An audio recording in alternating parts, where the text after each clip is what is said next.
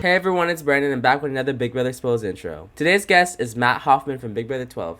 Yes, it's been 15 years since the Brigade ran the game, and Matt is here to look back on his season, his legacy, and what life has been like since. We dive into all things BB12, from the creation of the Brigade using the Diamond Power veto and the infamous pretzel message from Rachel, to a mood that still has fans talking to this day, his controversial lie about his wife's illness. Matt also opens about what he'd do differently, his relations with Brittany, Reagan, and the rest of the cast, and whether he ever stepped back into the house for another shot. Of course, we get his unfiltered takes on Big Brother 27, from Rachel's return and the accomplice twist, to his thoughts on the current cast, and who his winner pick is this season. If that wasn't enough, we touch on crossovers too, from Enzo and the challenge to Hayden Survivor Run, plus which of his fellow house guests he'd most like to see back on TV. This one has everything. Strategy, controversy, behind-the-scenes stories, and Matt's trademark honesty. Let's get into it. So it's been 15 years since Big Brother 12. How has life been for you since leaving the Big Brother house? It's been good. It's been, I feel like if I was going to go on reality television as I did, I think what I'd want out of it would be everyone who goes on reality TV, and some will not say this, but I firmly believe what I'm about to say is true of 100% of the people who go on reality TV, especially Big Brother, is there is a piece of us that needs some sort of attention. We need it. We have to have it. It's very important to us, but some of us are not self-aware enough to own up to this. So where I'm going with this is, how has it been in 15 years after Big Brother? I would have liked to have lived a life post-reality TV where I'm very marginally known enough to feed that little itch that we have, that we need, us Big Brother contestants, but not that I'm like bothered. I'm not out. I can go to stores, obviously. But I still get asked to be on podcasts like this. I'll get, Ruffy, you'll see me pop up on Big Brother 27, get a flashback sequence. That's the perfect level of recognition for me. It feeds the itch, scratches the itch.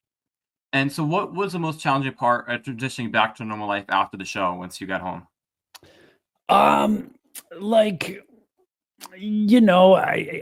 in a vacuum for 3 months, and it's all you know about or really care about, because you've stopped caring about all of these other things that you now have no longer known for 3 months. And so now you're thrown back in this world where everyone cares about this thing you did, and you kind of like almost don't even. You're like, no one was a part of this. I don't know why you guys care so much. And then also I'm trying to like acclimate into caring about things I probably should be caring about that aren't Big Brother, since the game's over now. It's like if you played Monopoly with your friends or something. And then imagine like someone talking about that game of Monopoly 15 years later. You're like, well, I don't know. It's just this like game I played with a friends of mine this one day. And so it's weird. And or the game ends, and then tomorrow, like everyone at school is talking about this Monopoly game you played. And you're like, what? I just played this game. So that's what's weird, is like, you're, I think, or at least in my case, you're not stupid. There's going to be some level of notoriety, but like the amount that people care about things that were like your normal life, I think was strange to me. I go like, I can't believe that anybody gives a shit about any of this stuff that you're. Well, you don't play Monopoly for $500,000. This is a very distinct point. I agree with you. Yes, there is something much more compelling about this competition. So since 2010, social media has completely changed the way the fans interact with the show. Do you ever wish you played in today's social media, or are you glad you played when you did? No. Oh my God, I dodged a bullet. Oh, Brittany and I talk about Reagan. We have a 3-person text here. We talk about this. This is like kind of a recurring theme. Like, oh my God, did we really like hit it in the right era? We were like, again, I think we hit that sweet spot. Like, it's not social media now, and no, we're not, cancel culture or anything. Not that anyone in our house was being like racist or misogynistic, but I mean, nowadays you don't have to be. Sometimes you just say like a little bit of the wrong thing, and like everyone freaks out. So we weren't in that era, and we still had a little bit of social media. Like we still had, again, it scratches that itch. People were aware of us. We were a little bit more popular maybe than the cast before us who didn't have social media, stuff like that. So it was really, I think we hit the spot, and no, it would be an absolute nightmare to be like nowadays. Like I don't even know. It seems terrifying to me. So you think your fan reception would have been worse today than it was in 2010? Kind of, yes, but also there's a quality that I feel I have, and some people have it, where like I think if you hit a good role of like a playful villain, you can, for whatever reason, some double standard, you can kind of get away with things that other people maybe can't. And they go, oh, that's just him. He's just being, him. In a weird way, Evil Dick has that, but although far from lovable, but he has this thing where like he can say something and people won't bat an eye. But then like someone else, if like, I don't know, Rachel Riley or someone else, Keanu said it, they'd be like, oh my God, why is he doing or saying that? And I kind of fall into that. So I think, and this goes beyond Big Brother, it's just like my personal life. My friends have always been kind of a ball buster, a little bit, sarcastic, crass in a way. Again, not hateful or anything like that, but so people expect a little bit of, a different sense of humor from me, maybe, and stuff like that. Going back to Brittany though, but Brittany's still doing lots of shows these days, so.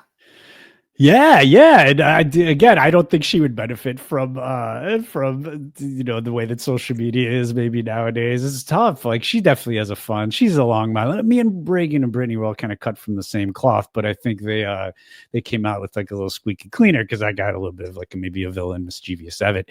But I love talking to them because we are all like right in line with each other, and I do think it would be a nightmare for the three of us to be together, especially together now. So we would just like feed off of each other. It'd be terrible. So let's get into season 27. Who are your favorite houses this season? Season 27. Well, I mean, look, we Rachel, obviously, number one by a long shot. And then I do a draft with my family, BB draft, and it's we go off of preseason, so who knows anything. But I took Rachel and I took Vinny and I had I can't remember his name, but I loved him. The kid, he's like a super fan. He got voted off. Adrian, oh my God, I had him, and I still liked him, and I do like Vinny. He still would be like, I feel like I'm happy with my picks, even though one of them was gone. I liked on a human level, I liked all three of them. And I definitely love Keon. I love like the underdog story, although now it's seeming he might not be as underdoggy anymore. So, now he's just another player to me, but I love an underdog story. And he was a great one to have, just like they could not get him out. It was so fun to watch that. But I do still like him. I find him appealing. I almost always find the women of a season so much more just personable, and I just like them better. Again, not forget gameplay aside. Usually this season, it just can't. Other than Rachel, I just cannot find a single female in this house that I find in any way. Just nothing gets me with any of them. So that's a little different, I guess. But really, I'm like Rachel Vince this season. And did you make a preseason winner pick? Rachel, I picked. I think we're due for a 2-time winner. Big Brother needs that. We're ready for it, and she is she's a great representative to do that for us. I think so. I am rooting for her. I think she is. I think she's gonna do it. I do. So I want to tell you my history with picking preseason winner picks. So all right, let's hear it. Season 23, I picked Xavier and I was right. Season 24, I picked Taylor and I was right. Season 25, I picked Jag and I was right. And then season 26, I ended up picking Matt, who was the first boot. Oh, who'd you pick this season? So this year I picked Ashley. So I was a little worried the first week when the Showergate thing and she was on the block, but then she won and she's in a good position now. So I'm feeling better about it. I forgot about her, but she would be like the shining light of females to me this season. I do like her. Her lip makeup is like always perfect. Do you ever notice that? And not just in the DRs where she has maybe a chance to fuck with it, but like even just like in the deities side clips, it's so crazy to me. Beyond that, I like her. She's like to me very like normal. And there's an appeal to that. It's like that, and I don't know if she is. Maybe she's a recruit. Maybe she's like hunting for fame and has 1 million Instagram followers. I don't get that deep into the people to know that, but she comes off as like a real person to me. I like that. And someone you haven't mentioned yet is Kelly. Before we get into Kelly, you and her have something in common. Do you know what you and Kelly have in common? Oh, what do we have in common? Nothing. You're the only 2 Big Brother players for the same occupation as web designer. Oh, web design. I wonder if she also is really not a web designer. Like I also was not really designing any websites. I think they needed, what was it, the early 2000s or something? And it's like web designers, I worked in tech. And I did things involving websites. I wasn't designing them. So it's funny. I wonder if she like really is a web designer. How great. And what do you think of Kelly's gameplay? I don't know. She irritates me. I hate to say this about people. Everyone's a nice person. I'm a kind of a lover of everyone, but she's kind of just like a bug, like a gnat. She just like is annoying, irritating to me, and I don't even know why. I can't even I can't pinpoint it. There's just something about her. I don't like that. I love the blockbuster and the AI arena. I just like that we get a little bit of unpredictability on eviction night. To me, that's like a nice little. We needed that as Big Brother fan base. It just is when you're into the feeds and I'm sure as a casual it doesn't matter, but if you're like even just follow Twitter and Reddit or whatever, like you know what's going on, and by the time you get to eviction night, it's kind of like who cares. So I like a little bit of surprise, but I don't like that she's.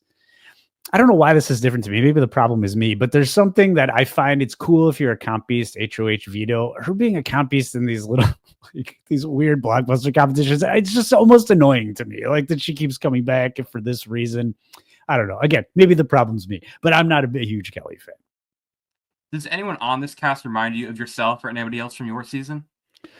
I didn't think that, but I got tagged in a clip where Rachel was talking to Vinny, and she said, "You remind me of Matt Hoffman" in this clip that I was sent. And so then I had a watchful eye on Vinny, and other than the just incessant crying and emotional baggage that he must carry, that I am wholly alleviated of. I think maybe he's got his mind's. Like mine, I feel like there's always like fireworks popping off in my head, and like I'm like there's a cat with a laser pointer, and I think he is also like in so many different directions. So I don't know, kindred spirits, whatever. I like the guy. So do you think that Rachel saw the similarities in you two, and that's why she wanted to target Vinny early in the game? I don't know. I mean, I know Rachel likes me, but Rachel probably also would find me a threat. It'd be fun. I wonder if I like played with Rachel again, how that would pan. I know like immediately out the gate, we'd be like, oh, we got a final two. But like in the back of both of our heads, we'd be like, who's going to cut who first? I think like it would always be kind of there. And so I don't know. I don't know what her thought is with it. Maybe she'll have another frenemy. So if you were in this house besides Rachel, who do you think would be a good ally for you? Who would I go with? That's a good. I always like kind of the opposite archetype. Like I wouldn't want to go with Vinny. I'd want to be friends with Vinny and like probably hang out with Vinny, but I don't think I'd want to work with him. It's like in that similarity way. I get like Will is someone I'd want to work with, but I wouldn't for the same reason. Like a couple old guys together. Nobody needs that. I might actually like go to Kelly to me, Big Brother's all business. I don't need to like you or whatever. I don't care. I'm like, there's something I'm trying to just, as an objective happening. And a game, Monopoly, I play Monopoly with my friends. I want to win. I don't hate my friend. I'm not like, whatever, but I do the best path to win. So I probably would honestly team up with like a Kelly, I think, or you always want a good shield. If you're telling me I can't take Rachel, I might have a Keanu, try and like play into Keanu a little bit, but I think we'd hang out a lot. Yeah, it's hard. These I think I'd like Keanu. He's kind of nerdy in that way. I think we'd end up like talking nerd interests. Vinny, I think I'd like. So these people that I'd like want to work with, I almost don't want to like the people I'm working with. It makes it harder sometimes to do that. It's easy when you're just like, this is a business engagement. You are best for my game. Let's like work together. We'll get more into season 12 later, but I mean, you liked all your allies in season 12, right? I did, but not the most, like I definitely personally liked Reagan and Rachel much better. I'd spent so much more time with them. As it got later, I was hanging out more with even Rachel and Brendan, even though we were like fighting, we still like socially, I liked them better. And I didn't dislike the Brigade guys, but they were meatheads and I'm not, they'd talk about fucking college sports. I couldn't tell you 2 college sports teams names, so it's just, it was business is what it was. And it didn't work out because they took you out first time. So who do you think could win America's Favorite Player this season? This really, America's Favorite Player really comes down to corny edits to me every season. It's like, what did the editors do to feed this to the winner of America's Favorite Player? It's not about live feeders aren't the ones voting and making this happen. It's the casual viewer who gets the corny edits. And if Will can keep this up, Will's going to get America's Favorite Player because we've gotten, I think 2 now, maybe even 3. One about his wife, one about zoning out on the girls. These are funny. These kinds of things appeal to America. And I think he's going to take it if they keep him in this like cornball corner. And Rachel's reception is very different 15 years ago than it is today. Do you think Rachel would have a chance at this? At America's Favorite? Yeah, I think so. I mean, she's I don't want to say she's saving the season like this would be a total shit fest if she wasn't in it. It's a decent season so far, but she is amping it up. Like she is a fantastic injection into this. And she is it's fun because I think like Rachel's so known for her chaos and her outbursts and her histrionics and just like the drama. And that's the showy part of Rachel. And I love that it's still there. We haven't lost that. But Rachel is a strategist and she has been a lifelong fan and she's smart. And I think all of those histrionics kind of cloud what is actually like Rachel is a good player. And I think we're getting to see a lot of that. It's like we're getting that nice balance. She's working the house and she throws in some, she'll get her jabs into, which is fun. So what are your general thoughts on Rachel coming back? And she's tried to come back to Big Brother a few times. All Stars didn't work out for a reindeer game. She wasn't on that. So what do you think of Rachel coming back to Big Brother 14 years later? Dude, anyone from season 12 that can cling to their relevancy, I am so in support of. Bring back Monet. I don't, whatever, I think it's great. It's so fun to me. It's fun. It's fun having like a vested interest in having someone on TV, like immediately someone to root for. And it's a show that I'm going to watch anyway. Like something like The Amazing Race coming up is a bummer to me because I similarly am going to be forced to watch the show because I know people are going to want to see what happens. But I fucking hate The Amazing Race. I don't want to watch it. So it's sort of a bit of a burden when like friends go on shows you don't like. I haven't ever liked the show The Traitors, but now I'm going 4 seasons deep every time knowing someone on, and every time I now have to watch The Traitors, and every time I don't like it. So that's sort of annoying. Like I'm in this case, I'm talking about Ian. I talk to Ian regularly. Find out Ian's on the Traitors. It's kind of like a bit of a letdown in a way because now I got these months of my life taken away. With Rachel, very enjoyable. Anyone from season 12, going back on Big Brother. I'd love to watch my friends of mine go back on Big Brother. It's cool. I think there's sometimes in the community, there's a lot of like bitterness. Like, well, why wasn't it me? That's another, going back to your very first question.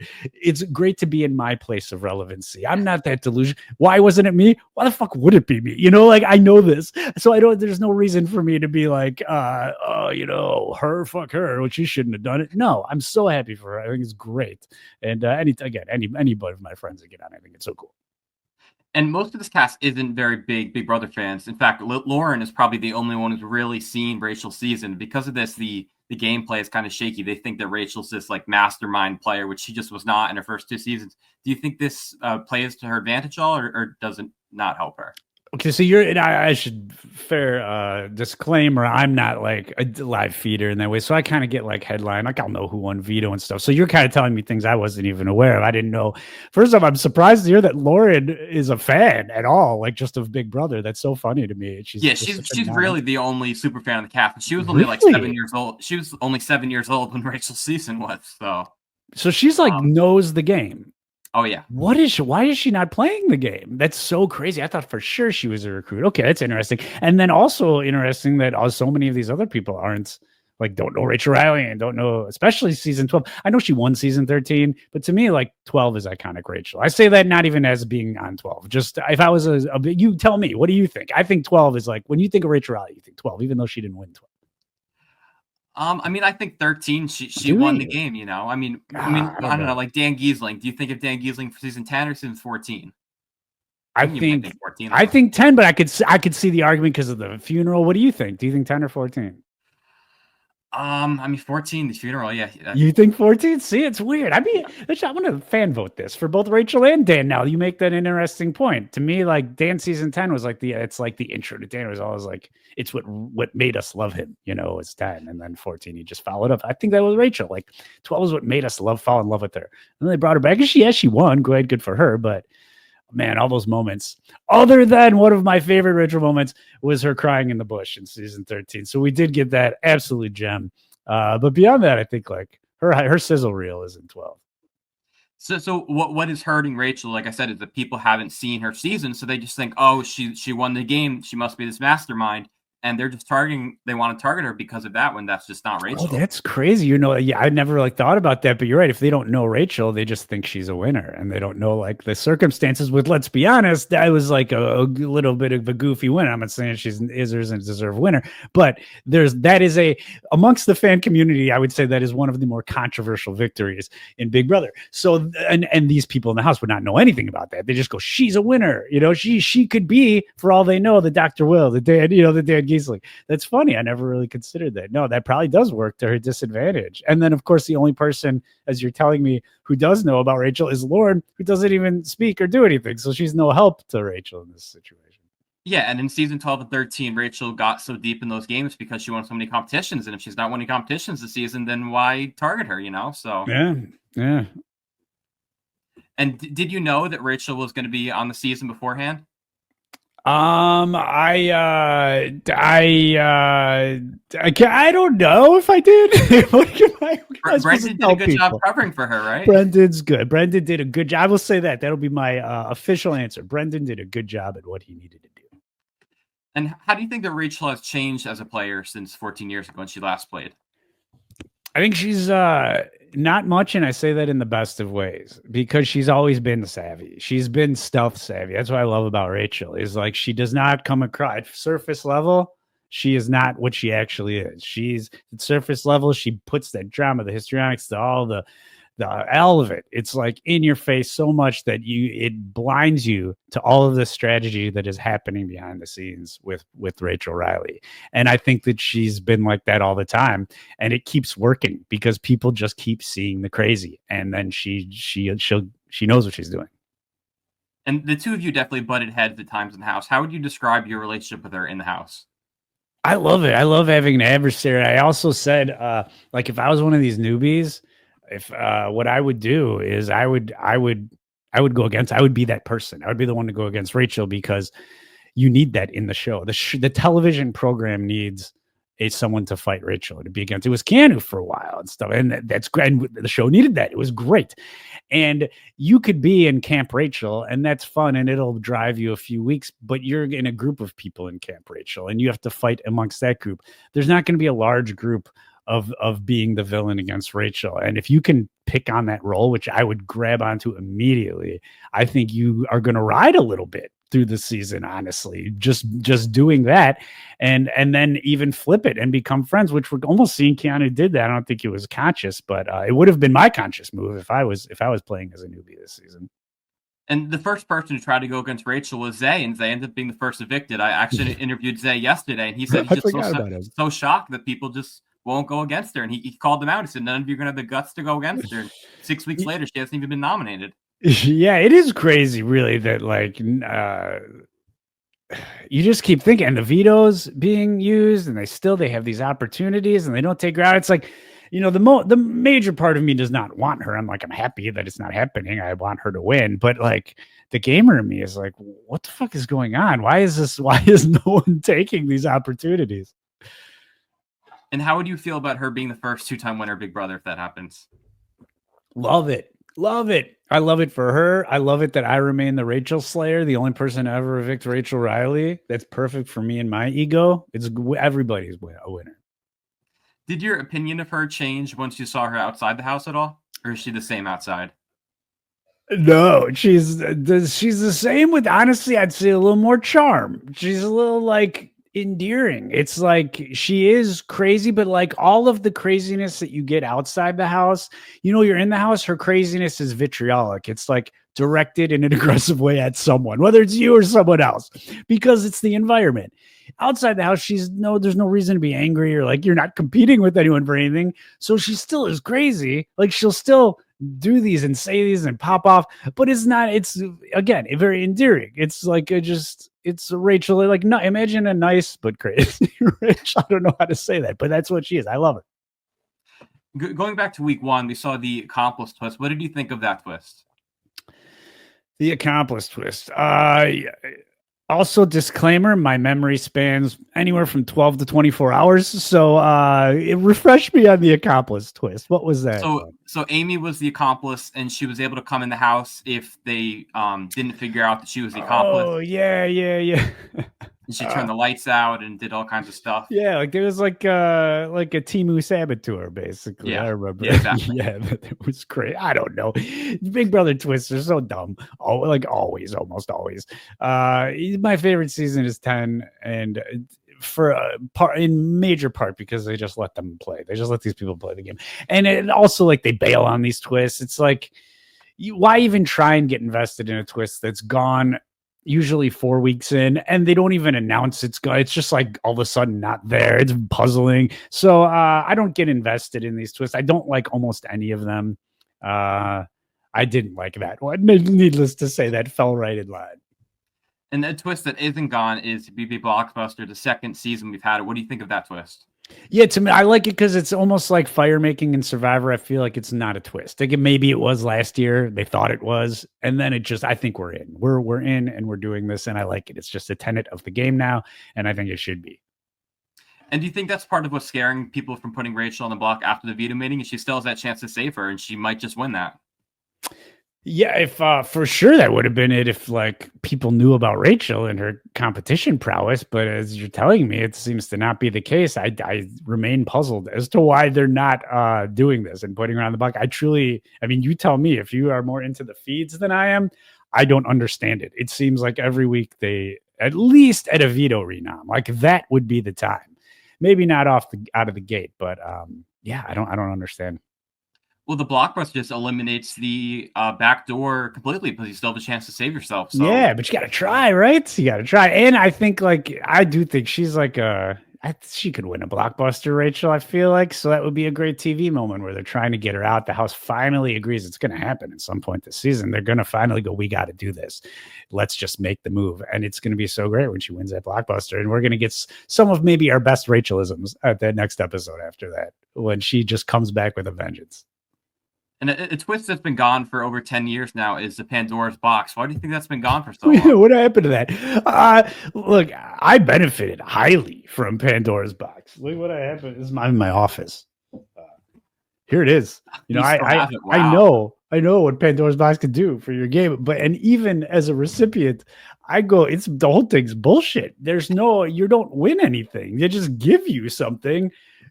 Because you fell into HOH on this week that is allegedly predetermined. I don't buy it. I think when they think someone needs something, they give them something. They go, let's call it Pandora's box. But it's just kind of a little bullshitting me. I'm not a fan of it. I'm glad they got rid of it. I think you should have to earn your shit. It's a game we're playing in.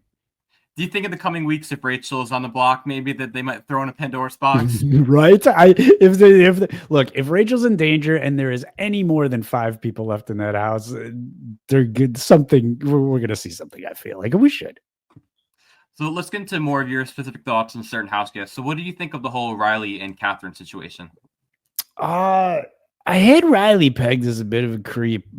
Just off of him preseason, those short preseason clips, right out the gate, it was sort of my impression that I was saying. Is there something like, I wouldn't want to be around this guy as a female. And I don't know why I thought that. And then this all panned out. And I don't know, he's the fan community is so terrible. I think that he was inappropriate. If I was Catherine's parents watching at home or some of her best friends, I'd probably be like, ew, like she needs to just be done with this guy when she gets out of the house. But there's no part of me, and even currently now and watching the show, that I would call myself concerned. I don't think anyone was in danger. I think this guy's just kind of a bit much, I don't think he's going to go out and chop Catherine up and put her in a suitcase.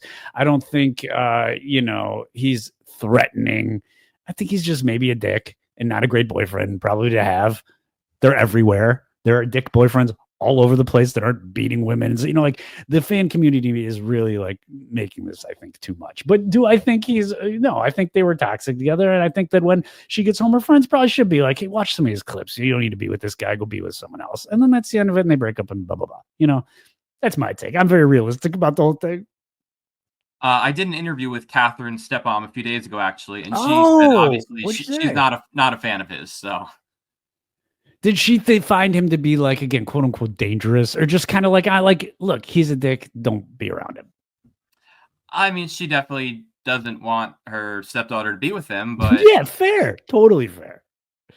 But again, I think the fans sometimes this poor dude. I don't want to be sympathizing with Riley.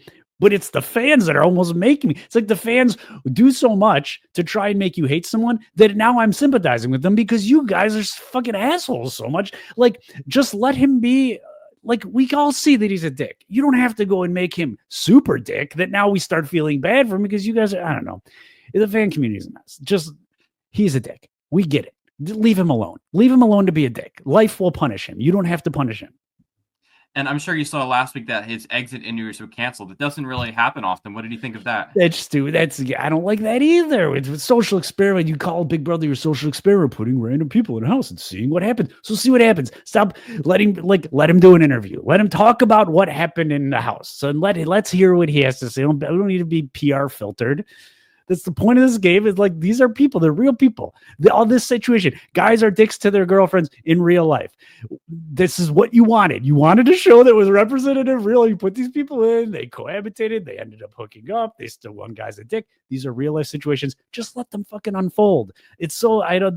Why are we manufacturing something that's normal? They make it seem like this is not normal. Like, it's an insane situation. What happened between Riley and Catherine? This never happens to anybody. No, dude, it's like very normal what we watched. Very normal. Just let it happen. I don't know. It's crazy. No one was in danger. That's my take. I just think he's a dick, and she'll realize that. Yeah, and so Catherine was evicted a week after Riley. So do you think the house made the right decision in evicting Catherine and keeping? No, I think it's I was like, it's like tragic comedy, you know, like the poor girl. Riley gets evicted, and all of America's like, perfect. She's gonna get to ride out jury house. She's not gonna go next week. She just last one more week, and then she's separated from this guy. And of course, the 1 week she gets back out. I feel bad for her. That sucks. And then what about Vinny and Morgan? What have you thought of their relationship? I don't know how long you've been keeping up with their relationship on the feed. Headline, TikTok headline kind of things. And it reminds me again. Big disclaimer again. I'm speaking very uninformed. I'm a headline knower of any of this. So if I say stuff, check me, Josh. If I say something, go to no, Matt, this isn't true. But from my understanding, it seems to me very like Cody Calafiore, Christine-ish in a way. I heard spatterings that he had said that he was allowed to flirt or something, but then I also saw something that his girlfriend seemed to not say that was the case in social media. If all of that's true, I don't agree with what Vinny is doing, or the poor girl from back home. It sucks. Am I right? So have everything I've said so far true? Okay. Yeah, if all of that's true, right, then I think that's shifty. I'm not a fan of infidelity in general. And I think that if there was not some flirting agreement, he's being very shady to this poor girl back home. And one of my followers wanted to ask you, is lying about getting permission to flirt any better or worse than lying about your wife being sick? Thank you for your call. I think that, yes, because lying about permission to flirt results in being flirted with, which hurts this poor girl back home. I lied about something. No one gives a shit if I lie. I didn't hurt anybody, and nobody's hurt. Yeah, I don't know. Whatever. And who do you think is playing the best game right now? Rachel. And who else besides Rachel? Okay. If Vinny can focus, I think he could get it together. But he's got to focus. He needs to start picking a direction and settling into it. Because I think he has it all there, but it's not directed well. Who else might have a Will? Strangely, I think he's just whether is he playing a good game? I don't know if I'd say he's playing a good game, but he is positioned pristinely, right where he needs to be to play a good game. If he decides to start doing that at any point, he's settled right where he needs to be. And Ashley, in a way, I think is all right. She's similar, not playing a good game, but she's where she needs to be, where I think she's all right. Has there been any big surprises for you watching this season? I mean, definitely for me, it's that Rachel hasn't been targeted at all yet. Huge. It is and it isn't. Again, she's an investment in production, so there's a part of me going again, Pandora's box. Something's happening to keep her here for at least a while. But it's puzzling to me that these are not heavier discussions in the house to try and make that happen. It seems like everyone's just whatever, let's let her stay. She's going to stay anyway. Let's just let her stay. Why? So that's weird. Absolutely. The other thing that's so crazy to me, different than any season in 15, maybe 20 years, not 20, probably 15 years, Julie Chen, every week on Live Eviction Night has had a pretty normal outfit on. And that has never happened in so long. She's dressed as like such a kook every single live eviction night for years and years. And now she's like, all right. I always used to kind of like dogging her a little bit and stuff, podcast, whatever. And she stepped up her game. I don't know if she got a new stylist or what, but it's like eye-opening. She needs to either give a raise to whoever she's, I don't know what went on, but props to Julie's stylist or Julie in her own fashion sense. Have you been watching the Friday episodes of the Unlocked episodes? I have. Have you been watching them? Yeah. What do you think of as them? A fan? Say it again. What do you think as a fan? I'm flipping the interview. I think that it's too produced, and I'd rather just hear them talk about it than be told what to say. What do you think of the hosts? I've heard people tell me that they think that they don't have chemistry at all, Taylor and Derek. I agree with that. What do you think of that? I think if they don't, they put on a good front that they do. Yeah. What insights do you have that you don't think they have the chemistry? Oh, I have no insight. I'm just from a fan perspective. I feel like sometimes I take things through like a filter of kind of knowing some of these people are like, I don't know. I'm curious, like what a fan perspective. Maybe I'm missing something, or maybe it's better than I think it is. I don't know. I like that. I like the idea of it, and I think even Taylor, I like. I don't think they're using her properly. I don't think they're using Derek properly either. But I also don't think Derek is the one they should be using properly either. I think that the people that they wanted to bring back. I mean, I think first off, I think this whole thing went off the rails. I think they had an idea of what this was going to be in their head, and very quickly they're like pulling all these, like everything's getting switched around now. So I think they had this roster of people they were going to bring in, and I think if we ever got to see that roster of people, it would be everyone you would expect. Just so like squeaky clean. There's just like, you're not going to get anything from that show the way that it is currently being produced. It needs to be looser. I mean, these more natural. Let people say that Nicole Franzel segment. Oh my God. No, never again. Wine or wine. Ugh. The baby announcement. Waste of my time. Jerry O'Connell was great.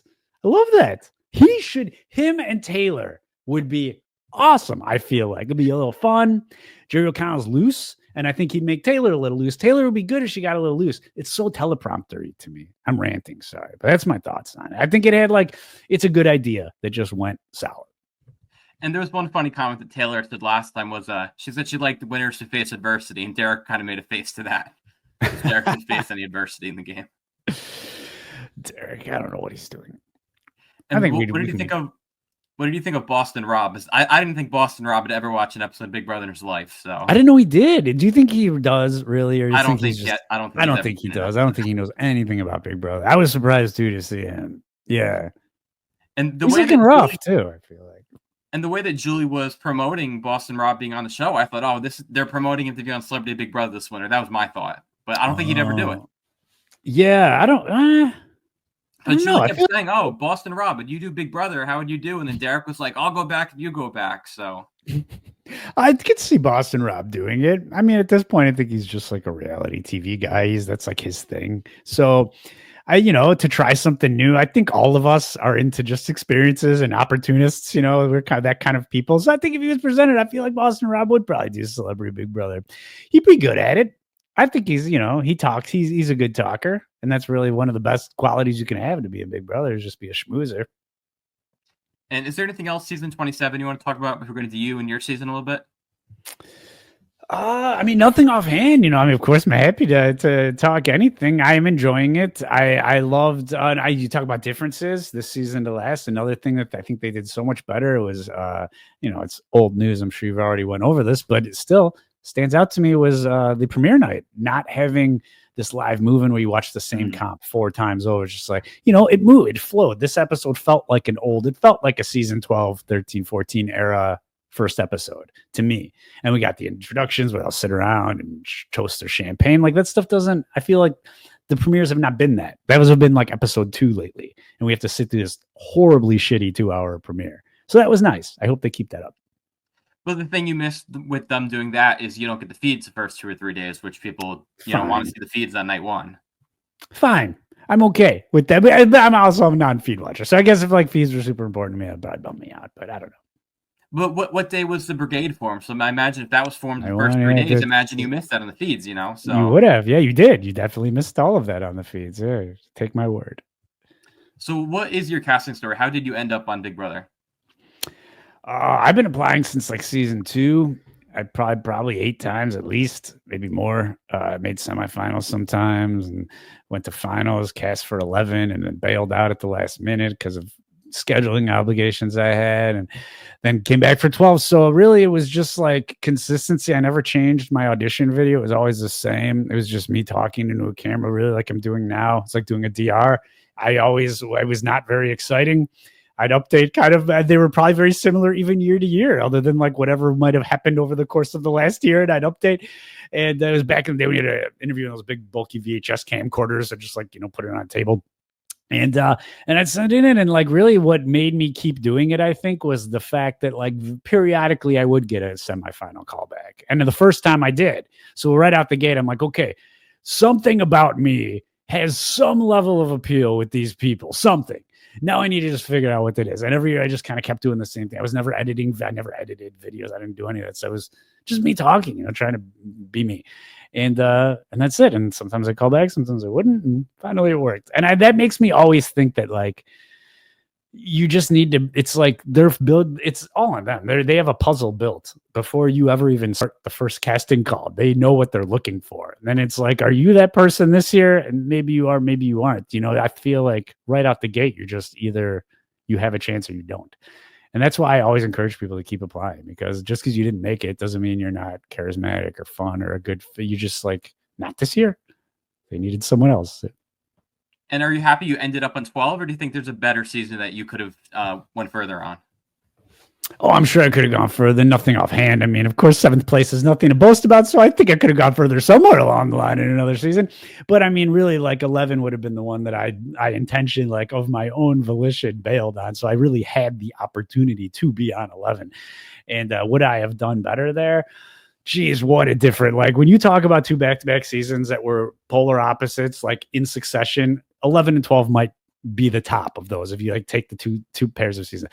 Those were like, we went from like just a circus of people off their medication to top tier strategy that just barreled through a house, like a steamroll precision way. So it was just so funny to think that I could have been on either of these seasons. I think 12 is more of my fit because I play a strategic game. And so I that is the season I would have wanted, like it worked for me. But oddly, I probably would have, I think I would have ousted 7th place, like done better than that in 11, maybe, because there wasn't a lot of people playing that way. And I don't know. I don't think I almost would have been like the mental leader in that house. And so I don't know. So it's tough to say. And do you think it would have been Ronnie who took your spot in 11? I thought that, but it turns out it wasn't. I asked Robin Cass, and she said she couldn't remember exactly, but she knew it was either Lydia or Chima, which is also always struck me as interesting because it would have put the numbers of male female like way over in the house at that point. But nevertheless, that's what I was told by the straight from the horse's mouth. So I guess I believe it. Yeah, so you only got 7th place, but is there anything you regret that you wish you would have done differently, or you're happy with the outcome? Oh, yeah. I mean, but you can't play that. You can't play the what if game. Sure, I feel I had the game almost in the palm of my hand with the barring a few stupid moves in that last week of the game, but try not to think about that. You can't, of course, using the down power veto on Kathy was crazy as hell, but and probably even not flipping on the brigade would have been silly, but you're stuck in this game. I'm hyper loyal. That is a fault of mine. That's what I would play if I ever got brought back, which is some bizarro world. But if I did, that would be like the big change. Is that loyalty that's a curse, and in my life, just general. So I'm a hyper loyal person. That cost me the game. That would be like the one thing I would change more even than the Kathy thing. The Kathy thing was like a stumble, but I could have gotten over that. I think the hyper loyalty. And the week you use the Diamond Power veto, do you attribute Rachel's pretzel message to Brendan nominating you, which forced you to use the Diamond Power veto? Oh, you were going to go up anyways, or no? No, definitely that was it. I've even heard that from the two of them. So like, I unequivocally, 100% factually know that is the case. Yeah. So it was going to be Brittany going up instead of you? Yes, is my understanding. And that would have changed a lot of things, probably. Oh, it would have changed so much in the game, but production needed their moment. They didn't have that diamond power veto for nothing. They needed it to get used. It was the last week. So they let Rachel break the rules a little bit to get that diamond power veto moment that they had. So tell me about the formation of the Brigade and when it was formed. Did you ever think it'd become one of the best alliances ever? No, and thank you. No, not when it was formed, but I mean, shortly, like so it was formed kind of, I don't know, or you don't know. I guess I could rehash this for all of the gather around the fire, kids. Let me tell you a story about old Big Brother. So it was, Saboteur. It was kind of like season 27, the OG, when we turned the lights off and it's pitch black, and we were just on the couch next to each other. So like all we knew was the first night in the house. No one knew each other, but the four of us knew for sure that we weren't the Saboteur. We just knew. We didn't know anything about each other. We didn't care. We didn't have to like each other, but we knew that we weren't the Saboteur. So that's sort of what started. We were in the room together. We go, okay, I remember you being here and I remember you being here. And then after that, Enzo's like, well, let's name it the Brigade. And this is, mind you, I'm still talking about the first night. So we came together. We're like, we're safe. Let's just get together because we're safe. Enzo's like, let's name it. You're going to be this, you're going to be that. I started talking about strategy. So I was the brains because I was one like, here's what we do. And then I explained obviously everything that happened with the pairs and like, go find a friend. It's not one of us. Just connect with someone, be their friend, let them think you're with them. Make sure that if we're ever on the block, everyone in the house thinks you're their friend. That's your friend. Put them with you to split you up. But we are the four. And that's it. That's all you need to know. And so that's how I kind of became the brains. And it wasn't until it started.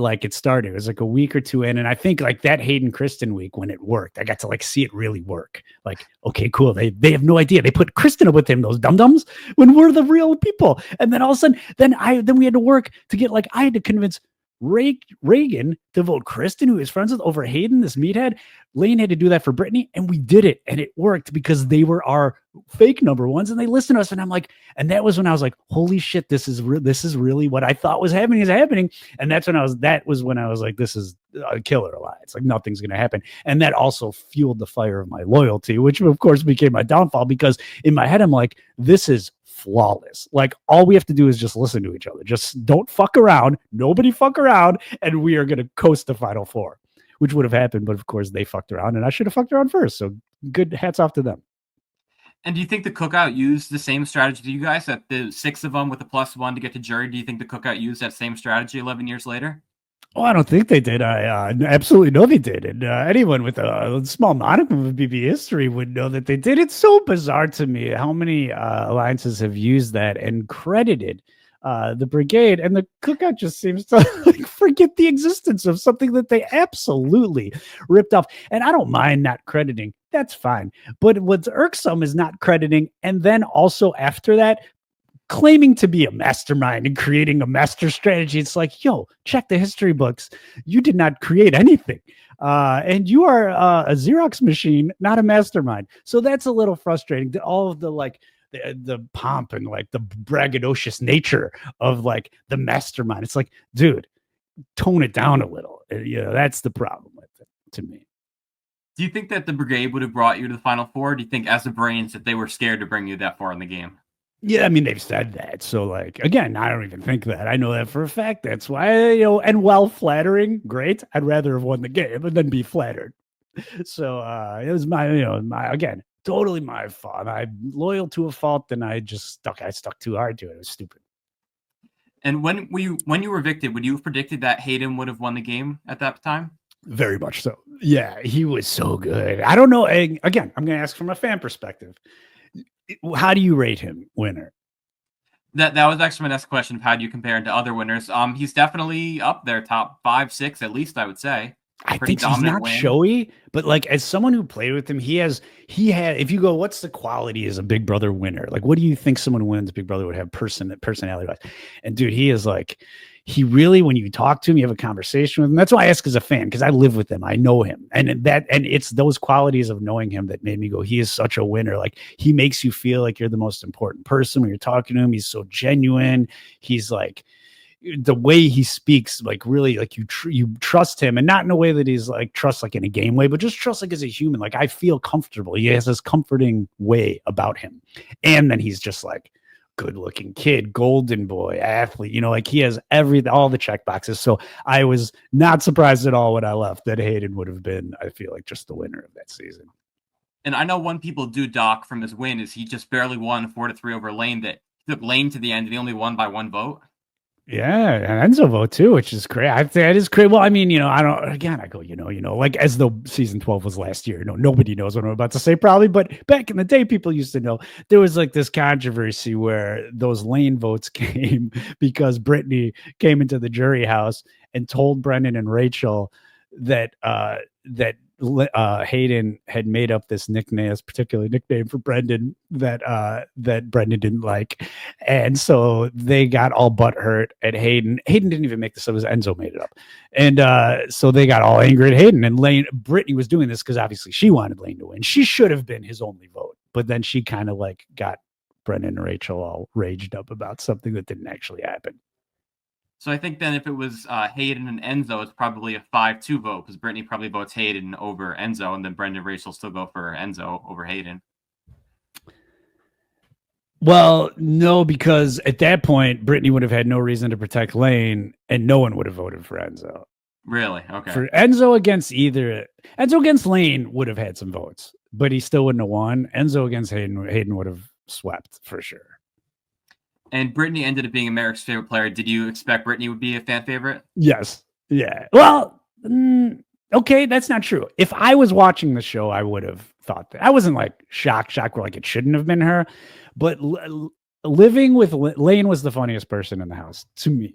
And I like, he made us all laugh, I think, so much. And Enzo too, to some extent too, was so funny that maybe Enzo would have been to me the more logical choice from even an outside perspective. And then Lane, I don't know that he translated well on TV, but he was so funny.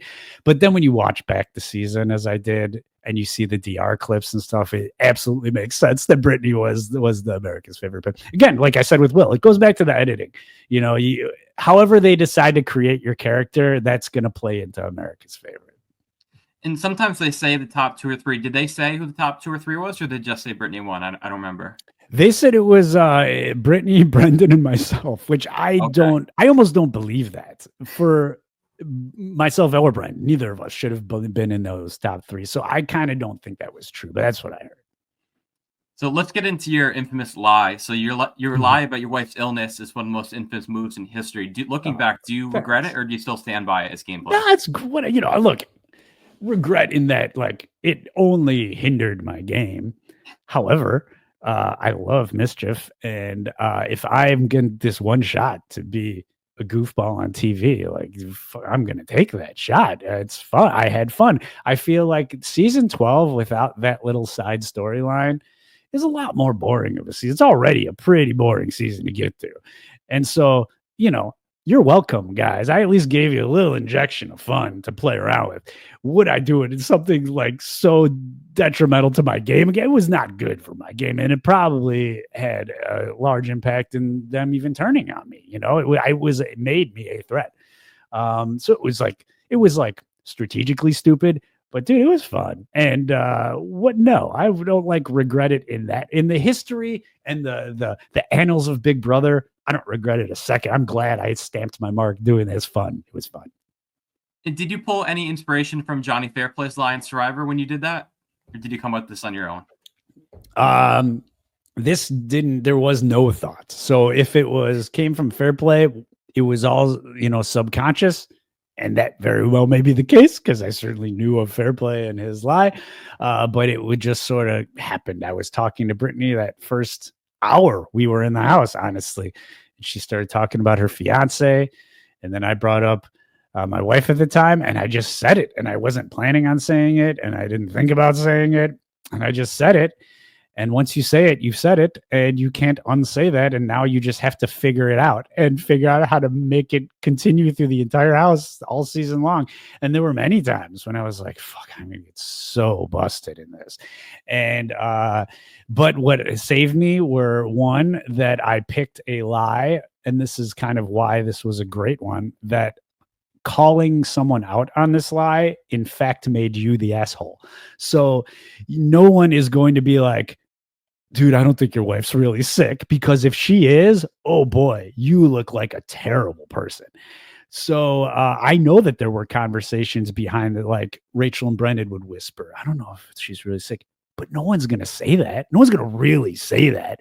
So that made it a great lie. Just such a perfect choice of a lie for someone like me, who honestly is not a great liar. People in my personal life, I'm not a liar in my personal life. I don't do it because I'm not good at it. You just pick a good lie, and you don't really have to be a good liar. Well, Go ahead. No, go.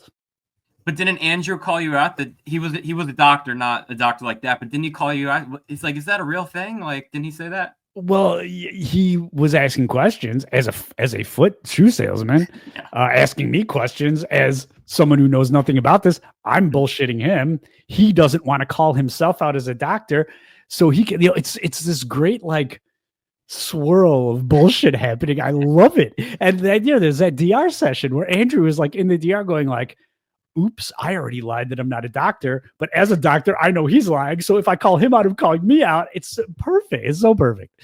If Andrew would have like out the gate came out as a foot doctor, I probably would have been busted immediately. He'd be like, dude, I am a doctor. That's not true, but he couldn't say that. And then I kicked him out. And how did your wife feel after seeing it on TV? And did it impact the relationship at all? No, like, again, I even alluded to this earlier in the thing. Like, people who know me, I am chaos and mischief. I just like, I'm fun loving, playful. I like to fuck with people. I'm a ball buster, and in the friendliest of ways. And so no one, including my wife, was like, they were shocked in that they didn't know I was going to do specifically that. Maybe the specificity of that would have been shocking, but the notion that I would have done something like this, no, not shocking or upsetting. Or it's, again, one of those like, oh, okay, it's Matt. That's him doing his Matt thing again, yeah. So who do you keep in touch with from your season? On the daily, often Brendan's probably like, I text with him all the time. And then I mentioned I have my Brittany Reagan text chain that we kind of banter with when Rachel's not spending the summer in the Big Brother house. I chat with her as well. Those would be like the main people, but I'm not occasionally if something comes up, and I do this with my friend, my non-TV friends. Sometimes talk to someone for a year, and then something will like trigger you, and you'll send them a text. Like, oh, this thing. I thought same thing with the rest of the house. Like if I see someone with Enzo or Hayden or Lane, I definitely like will hit them up, or vice versa. But the regular contacts would be like Brittany Reagan and the Brenchels. And what about in the house? Obviously, you had the Brigade, and you were close with Reagan and Brittany. But who was your closest ally, you'd say, in the house? Oh, I mean, Reagan was like definitely my number one friend. That's again the point of the Brigade strategy. You had to just like genuinely find someone to connect with, and he was that person. So I just knew that I couldn't work strategically with him. I just had to be his friend. And of course, navigating that afterwards is difficult. I mean, it was for Lane and Brittany. It was for me and Reagan. Enzo didn't really follow suit, and Kristen and Hayden, it probably would have been if they would have lasted longer, but it was kind of out early. So, but it's tough. I mean, you really like the person on the other end, your side alliance is totally blindsided. They're like, you are forming, if you're doing it right, you're forming a real connection. You're not bullshitting the connection. You're bullshitting. In fact, you're bullshitting your own alliances. That's the bullshit. Those friendships, because those aren't real friendships. That's business. And so it's tough. I mean, imagine like a real, genuine friend going like, yeah, I was been actually taking your opportunity away from you all summer. You actually had no chance at this game all summer. And even though I'm your best friend, I didn't tell you that. And I also had a hand in it. It's difficult. So you really, in order to make it work, you got to there is a certain maybe personality type even to effectively pull this off. And as much as Tiffany is a master plagiarist more than a master strategist, I will say she had the emotional makeup to make it happen. When she cut Claire, that's the hard shit. Like that is it. That's what this alliance strategy is fundamentally. And if you enter into it, be ready to make those hard moves, because that's it. And we're going to see Tiffany on Traders next season as well. Yeah, I wonder what she'll do when she doesn't have someone else to tell her how to make her strategic moves. She'll have to like poach from someone else, I guess. Maybe. And then what about people from other seasons? I know there's a lot of Chicago, I feel like Illinois people from Big Brother. Do you keep up with any other people from other seasons? Yeah, I mean, I mentioned I talked to Brendan daily, but that's because he's in a daily text chain with me of the most random assemblage of people. It's myself, Brendan, Season 13, Adam Pock. Season 15 is McCray Olsen and Spencer Clausen. And rounding out the mix is season 14 winner Ian Terry. And so that is like one of my most active text threads of just random bullshit. And then, yeah, you know, I mean, I talked to Andy Aaron often. He's a Chicago guy. So, you know, I'll keep up with him and then we'll run into each other here and there if it fits. Yeah, and then like even people from other shows, you know, Survivor people and stuff. The reality TV community is so incestuous and strange. But you make some like real friends. You know, I'd certainly have those like acquaintance friends. People just hit up and they don't mind being hit up, or like I'll randomly get a text from some reality person who has my number about something. It's never a bother. It's kind of fun. You're like, oh, this is fun that this TV person is talking to me. But you do really make like real friends. It's kind of crazy. You wouldn't think that. And what was your favorite part of doing the whole Big Brother experience? Just because of my intense fandom. Like I was the super fan that season for sure. It was just like a dream state. Was stepping onto the front of the house. All of it, everything you as a fan, Josh, like the boxes you check, seeing if the kitchen is on the left or the right, you know, walking into the HOH room, holding a house key, just all of these like fan experiences that a recruit doesn't really appreciate. They might be like, oh, this is fun. I'm in the Big Brother. This is fun. This is my house key. No, for me, it wasn't fun. It was like this thing that was like an important part of my life to me, you know, throughout all years and years and years. So just that, like just getting chosen to live this kind of dream or whatever it was fun. And what has your fandom been like since you've been on the show? Have you watched every season since you played? Yeah, I describe it now as very much like a heroin addiction. I've never done heroin. I don't plan to, but as from what I hear, you don't want to do it, but you have to keep doing it because you are addicted. And this is me in modern era Big Brother. They're so bad. There's such cartoonish clowny shows filled with Instagram whores, and I don't want to watch, but damn, it is like part of me. It's like I do, and I get roped in. It's like I get invested, and I hate myself for it. And I do. I'll never stop watching. I won't. I hope it gets good again. I must at some point. There must be like a turnaround. And being a super fan, did your perception of the game change after playing it? Yeah, there is an element definitely of like, you know, peek behind the curtain or whatever, and, you know, ruin some of the magic, maybe, I guess. But I mean, I'd say that all of that stuff where like, oh, you're ruining some of, you know, the magic or whatever is very evenly balanced with the coolness of like getting to see behind the scenes. There's that also benefit of being in the house where you get to like all this inside production stuff that like no one would ever get to see or know. So that's fun too. It's, you know, give and take. I don't want to complain too much. It was a fantastic experience. And we've seen quite a few people from your season do other shows. Speaking of, we saw Enzo on All Stars. What did you think of Enzo, his performance on Big Brother All Stars?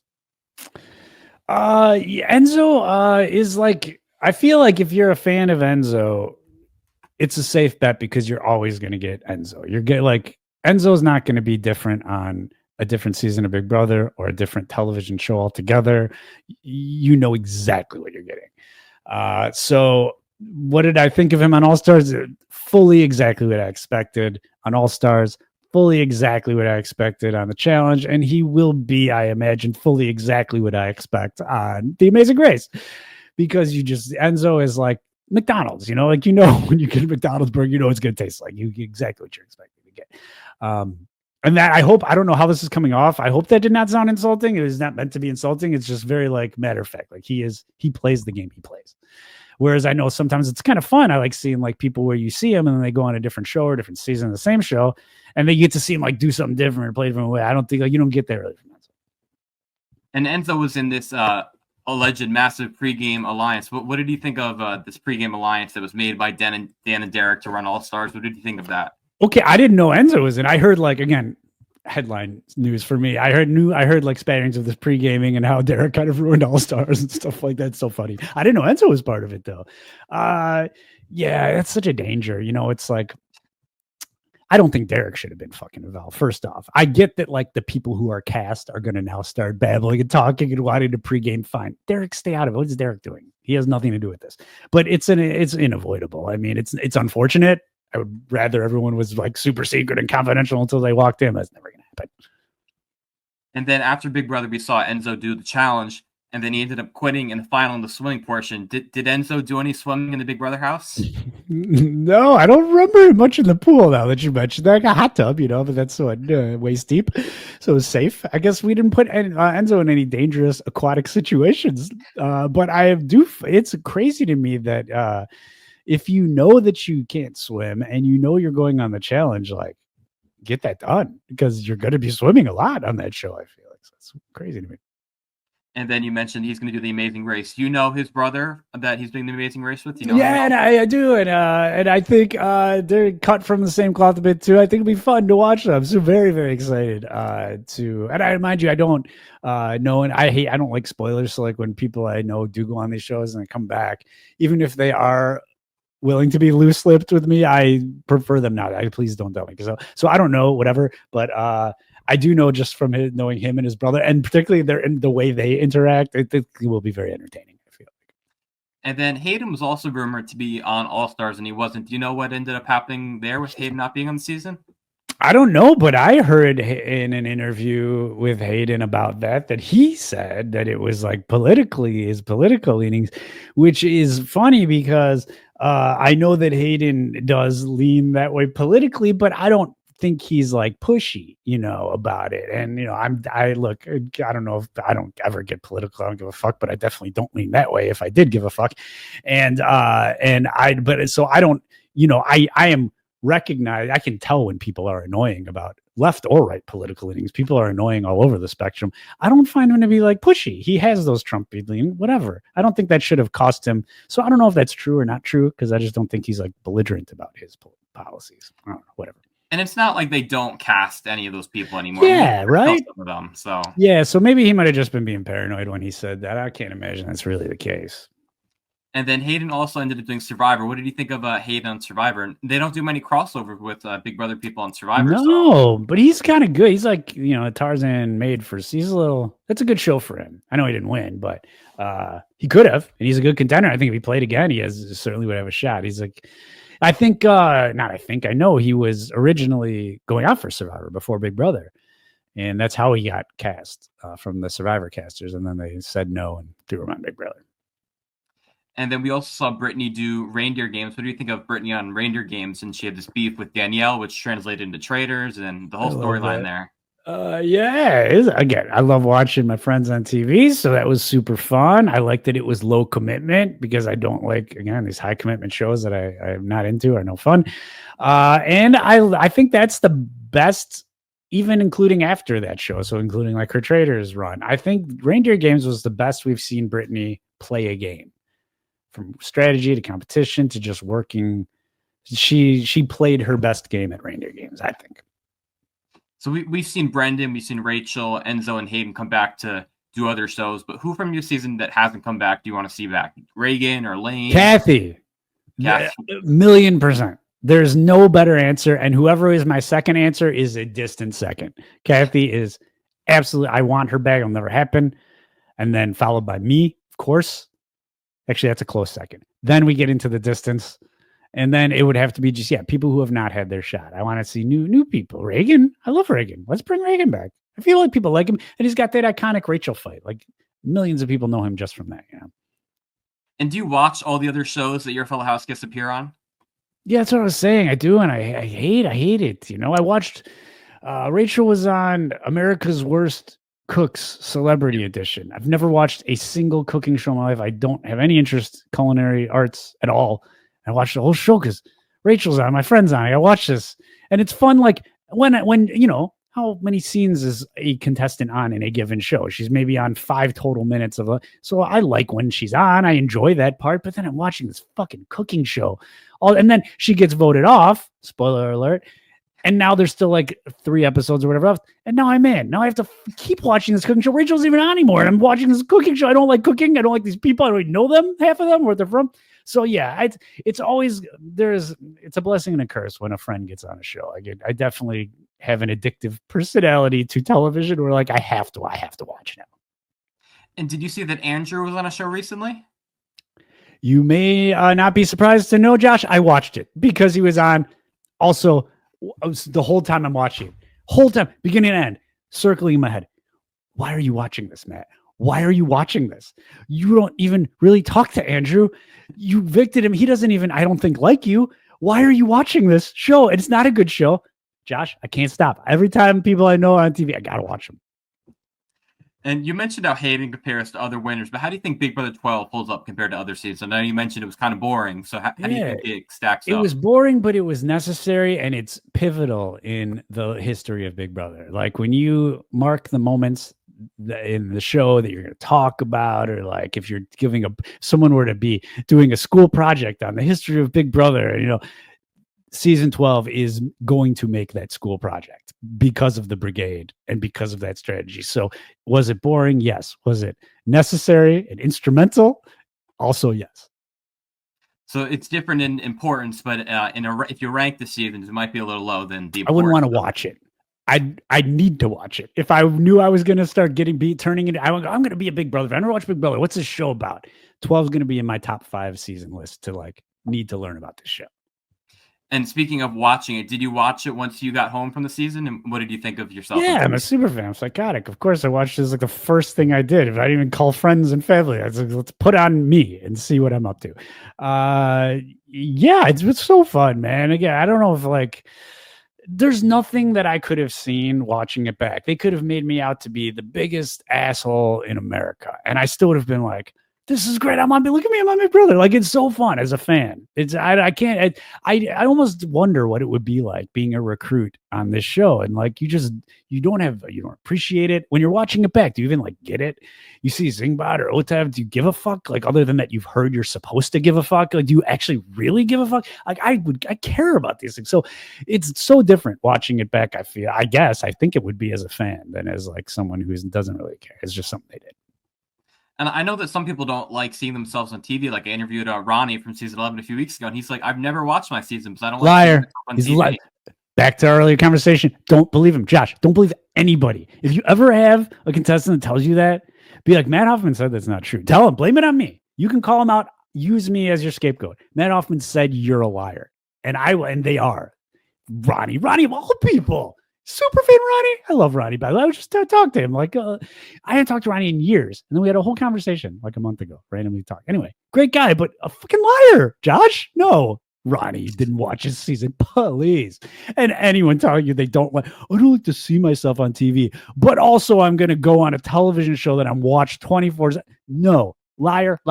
People love to play they're above it all. I'm too cool for everything.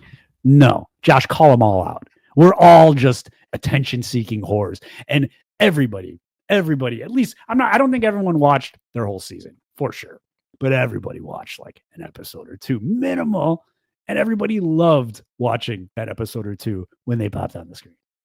And especially him, he was evicted pre-jury, whereas you made the jury, so you couldn't watch it as it was airing. He was home. He could have watched it, so. Oh, yeah, you're right. Liar. I'm gonna text. I'm texting Ronnie. I swear to God, I'm going to text him as soon as we hang up. I have a phone here that I remember, and I'm gonna be like, I've done a lot of these interviews, but I'm pretty 99% sure it was him that said that. So I'm pretty sure. I'm telling him he's a liar. I'm telling him for you. I'm gonna do this for you. So would you play Big Brother again? Yeah.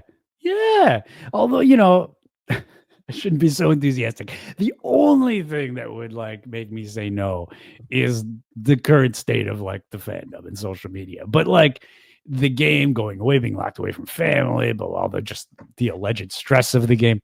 Great. Bring it on. I love it all. Navigating the social media stuff. People are just dicks. I feel again, I would have it easier because of just me being me. There's a point, and I know it's not fair and it's a double standard, but I feel I'd get the kind of oh, that's Hoffman treatment, which is just wonderful for me. It's great. So yeah, I'd go out again. And have they ever called you back? They didn't call you for All-Stars or any other seasons or anything? No, someone would be fired if that happened. I think, no, I got around All-Star time. I got an email feeling out, hey, Matt, what are you up to? What's been going on in your life? And I'm I wonder why you're all of a sudden, 12 years later writing me and wondering what I'm up to. So you kind of know something's up. So I must have been on their wall somewhere, deep in the Rolodex of if everyone dies, let's call Hoffman and see if he's available. But no, I was not definitely a first pick for anyone. And what about any shows? I mean, it's been 15 years. There's so many shows to bring back people. You haven't gotten a call for anything? I know. I'm waiting for my House of Villains call. That's what I feel like. That's where I could shine. No, and I would. I'd do it. I'd do whatever. And has your personal life or your career been impacted by your time in Big Brother at all? No, not my personal. I mean, the obvious personal life. Like now, you were a person who was on TV, and sometimes people will come up and pick, all that bullshit, to Z-list celebrity shit. But no, not like friendships or relationships or anything. And then professional life. Honestly, it's crazy that it hasn't. I am a very normal, like working. I work in the tech field. I had to like take 4 months off of a very normal, not like a teacher job where you're off, or a bartender or aspiring model or actress. I had like just a job. And on top of that, I had like a mortgage and bills. I wasn't just like living in my parents' basement. Like I was like a normal functioning human in society, like what you would picture just a guy to be with a job and family. And so that, I don't know how my company just let me do that for some reason and then took me back. And I always still think that's crazy. But yeah, I took a roll of the dice, and they didn't say that by the way. Like they said, we cannot promise you'll have your job back. So I was a little nutty even leaving, like knowing I might not be working here. But nevertheless, they did. They took me back. It was cool. And did you learn anything about yourself while doing the show? Did it impact your view of yourself at all? Yeah, it definitely. I think it's funny. You become so hyper aware. I have said this anecdote before, but I'm going to repeat it because it's so like it's a great example of like what the house will do to you and the fandom will do to you. Of course, I get out of the house and I obsessively go Googling myself and everything because I'm me. And message board culture was big at the time. The message boards where everyone's like, so you post, message board threads on Matt, and you read them and stuff. And I was looking at like preseason. No one knew anything about me. The cast release photos come out. And so all they had was a headshot of me. And someone makes a comment about his ears are fuzzy. And I've lived 30 plus years of my life. I've never been, you stare yourself in the mirror. You as a human find all of your own in all the things about your thing on your head or a little mark on your face. All of it, and it makes you crazy. Never in my life. And now I look at my ears. I'm like, oh, fuck. These people see my, like, they'll notice everything. And so I start like, I shave my ears now because I'm like, crayon and everything. And, people who know me go like, no one's thought of that, Matt, except that, but then they'll get in your head, So that, you're like, what's different coming out? You're like, you see these like perceptions of things that you might have never seen about yourself. It's almost not even like the personal growth. It's like when you're out and then you start seeing that third party, when you have only the people around you who know you, you have either friends or enemies. You don't have any neutrals. You have people who are going to build you up because they're your friends. And you can't believe that because it's always too good. You have people who don't like you and might shit on you, but you don't believe that because they're just trying to shit on you. When you're on TV, you have this neutral parties who don't care if you like them or don't like. They have no vested interest in you. They're just honest. They just say whatever they think is in their head. And so like, it's liberating and nice and terrible because you hear like when you see something nice, you go, that's an honest, nice. They don't know me. They're not trying to make me feel. They don't even know I'm seeing this. They're just saying this nice thing. But then you see something mean, you go, they honestly are seeing that in me, So it's totally different than hearing things from someone in your life, hearing something just from all of the outside. So the main thing you learned was that you had fuzzy ears. That's really my biggest takeaway from being on Big Brother is that my ears are a little fuzzy and they're not anymore. I managed the fuzz that I never knew I had. And so do you have any advice for future house guests based on your own experience? Yeah, shave your ears before the preseason picks that you take, your headshots. Go into it like, play, like just play. I don't know, like make the game exciting. I know you want to win and it's we all want to win, but be a lover of the game. Like play the game. Don't just sit back. Don't Lauren it out, like play, Rachel it out. Do crazy shit. Talk to people, make alliances, like do things because in the end only one person is going to win and it very likely is not you, and you're going to have had this experience. You're going to want to go, look, I didn't win, but like I did this and this, and like that's what you're going to want. In the moment you want the win, but in the grand scheme of things there's a lot more going on that you're going to appreciate, I think, when you get out. And to wrap up, is there anything else you want to tell the Big Brother fans who still remember you all these years later? Go get your mental health checked if you're still remembering Matt Hoffman 15 years later. Thanks. That's crazy. If you follow me, of course, on all of my amazing social media channels, you can book me on Cameo. It's so much fun stuff. Instagram, I do that. I do special effects makeup work. You can follow me there at gremlin_effects. And other than that, I am just an international pop culture icon that I'm sure you'll see all over your media outlets in the future. All right, Matt, thank you so much for joining me. You gave me so much of your time. It was a pleasure to catch up with you, get your insights in the game, and I'm looking forward to seeing what you do next. Hopefully, we'll see you around Thanks, Josh. soon. Awesome. All right, Thank thanks. you.